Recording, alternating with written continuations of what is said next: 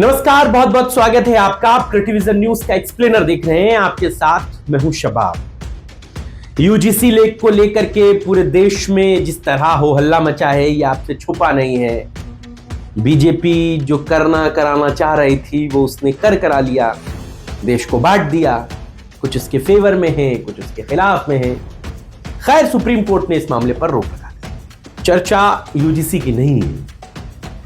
जो होगा supreme court के इस फैसले के बाद ये भी देखना होगा, लेकिन ये बात तय है कि देश में बीजेपी के खिलाफ एक बड़ा माहौल बन रहा है और ग्राउंड पर इसके असर भी है। बात बीजेपी के साथ ही दूसरी पॉलिटिकल पार्टियों के लिए भी अच्छी है। यही बात आज है।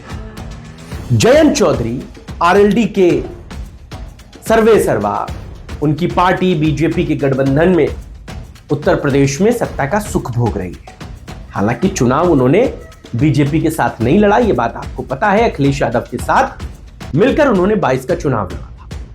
वो पार्टी जो शून्य पर थी वो शिखर पर पहुंच गई।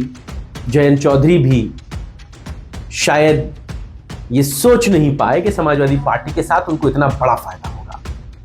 अखिलेश यादव भी इस बात को कई मंचों पे कहते हैं कि समाजवादी पार्टी और मुझसे बहुत सारे लोगों ने फायदा लिया, लेकिन आने वाले समय में उनके लिए चिंताएं बढ़ जाएंगी और वो चिंताएं बढ़ रही हैं।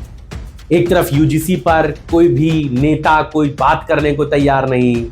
वो नेता, वो प्रवक्ता जो देशभक्ति में, जो तमाम ऐसे मुद्दों में हिंदू मुसलमान करने की कोशिश करते थे, वो अब हिंदू मुसलमान की बजाय हिंदुओं की पॉलिटिक्स में उलझ गए।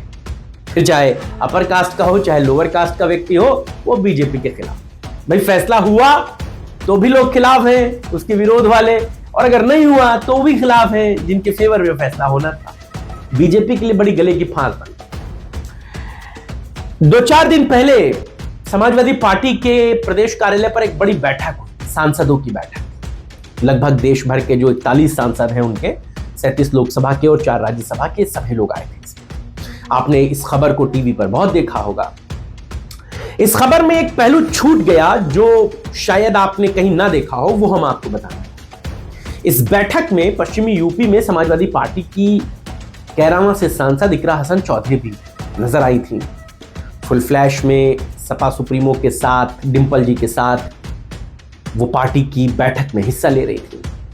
आपको ये बात पता है, इकरा हसन चौधरी को पश्चिमी यूपी का समाजवादी पार्टी का जिम्मेदार एक तरीके से बना दिया गया है और उन पर जिम्मा दिया गया है पश्चिमी यूपी में आरएलडी के खिलाफ एक माहौल बनाने का, आरएलडी को कमजोर करने का और आरएलडी का क्या विकल्प बनेगा समाजवादी पार्टी के लिए, इस बात पर काम करने का। और इकरा हसन इस मामले में बहुत तेजी के साथ, इकरा हसन ने राष्ट्रीय लोकदल में एक बड़ा, आप कह सकते हैं एक बड़ी सेंध मारी की।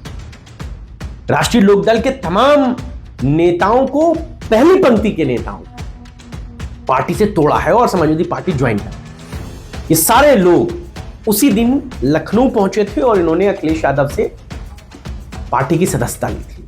इनमें राष्ट्रीय लोकदल के युवा प्रदेश सचिव राहुल सैनी, देशराज सैनी, मुन्ना सिंह, ब्रजभूषण सिंह, जय सिंह चेयरमैन, अनूप सिंह, राम मनोहर, शानू प्रधान, मसावी जैसे तमाम लोग अखिलेश यादव के साथ नजर आए थे और इन्होंने पार्टी की सदस्यता ली थी। यह बात बड़ी इंपॉर्टेंट है और बहुत बारीक है। जिस खामोशी के साथ इकरा हसन चौधरी पश्चिमी यूपी में समाजवादी पार्टी के लिए काम कर रही हैं, जिस तरीके से आरएलडी के भीतर सेंधमारी कर रही हैं, वो निश्चित तौर पर समाजवादी पार्टी के लिए बड़ी फायदे की जो डील है वो साबित होगी। एक तरफ तो आपको बताइए है कि आरएलडी के जो विधायक हैं, खासतौर से मुसलमान विधायक, वो खुद परेशान है आरएलडी से।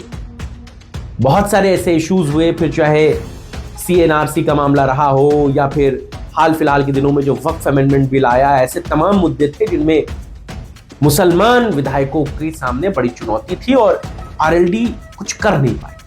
जयंत चौधरी का एक बयान भी बड़ा वायरल हुआ था कि आप बताइए हमें क्या करना है, क्या किया जाए।